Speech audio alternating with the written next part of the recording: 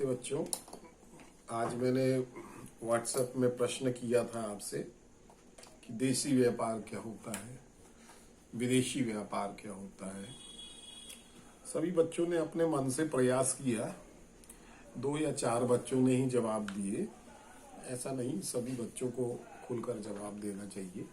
गलती तो सबसे होती है और थोड़ा बहुत गलत भी हो जाए तो कोई दिक्कत नहीं। जब हम गलत करते हैं तभी तो सही होता है ना। तो चलो ठीक है, आप लोगों ने जो जवाब दिए थे पूरे सब सही नहीं थे। अब मैं बताता हूं आपको। देखिए, आपने भारत का नक्शा देखा होगा, है ना। तो उसमें एक पूरा ऐसा बना हुआ है, वो हमारी भौगोलिक सीमा है।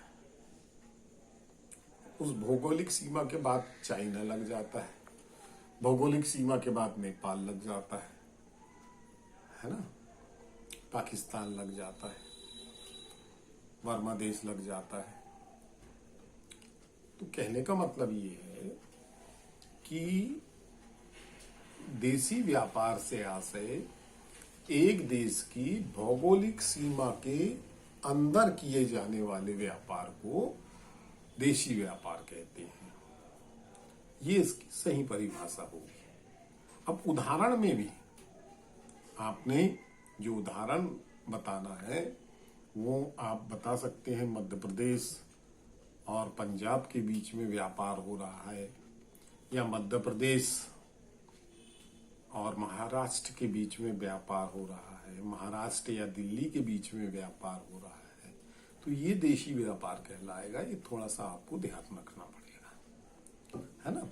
भौगोलिक सीमा के बाहर यदि व्यापार होता है तो वो विदेशी व्यापार हो जाता है ना। तो यहाँ इतना ध्यान रखना है। प्रश्नों के उत्तर में एक गलती आप लोग और कर रहे थे। एक स्टूडेंट ने जवाब दिया आयात निर्यात। देखिए, आयात और निर्यात शब्द का उपयोग ना जो है वो विदेशी व्यापार में किया जाता है, देशी व्यापार में नहीं किया जाता। उसकी परिभाषा मैंने बता दी। अब आप देखिए विदेशी व्यापार की क्या परिभाषा होती है। 2 या 2 से अधिक देश आपस में मिलकर जब व्यापार करते हैं तो हम उसे विदेशी व्यापार कहते हैं। आ गई बात समझ में। अब आप देखिए, यहां पर विदेशी व्यापार में उदाहरण लेना पड़ेगा आपको। इंडिया और जापान के बीच में व्यापार, इंडिया और अमेरिका के बीच में व्यापार, ठीक है। ऐसा आपको उदाहरण देना पड़ेगा। अब इसके बाद हम आ जाते हैं विदेशी व्यापार के प्रकार। देखिए, विदेशी व्यापार के 3 प्रकार होते हैं। एक होता है आयात व्यापार, तो उसको समझ लें। जब कोई देश अन्य देश से माल मंगवाता है तो उसे हम आयात व्यापार कहते हैं। जैसे उदाहरण के लिए भारत द्वारा जापान से इलेक्ट्रॉनिक सामान मंगाया जा रहा है तो ये आयात व्यापार कहलाएगा। आई बात समझ। अब इसके बाद दूसरा नंबर आता है निर्यात व्यापार का। तो उसमें देखिए, निर्यात व्यापार से आशय ऐसा व्यापार जब एक देश अन्य देशों को माल बेचता है तो उसे हम कहते हैं निर्यात व्यापार। जैसे भारत द्वारा ईरान को गेहूं बेचना,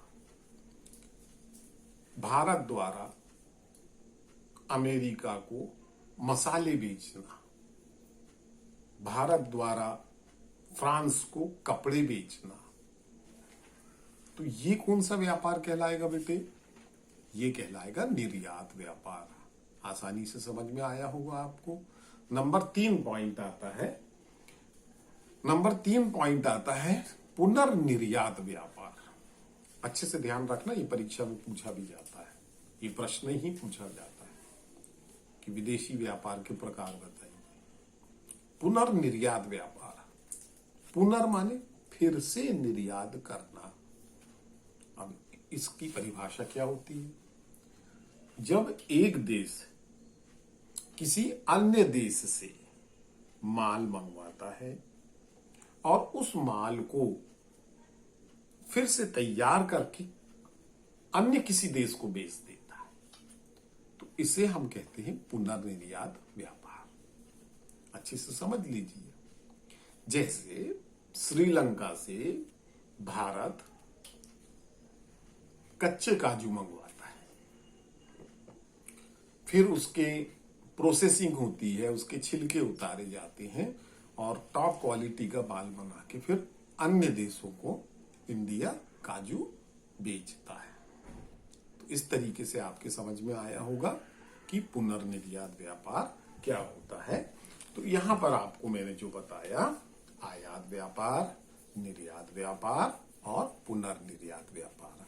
अगले वीडियो में हम आपको देसी व्यापार के प्रकार बताएंगे। धन्यवाद।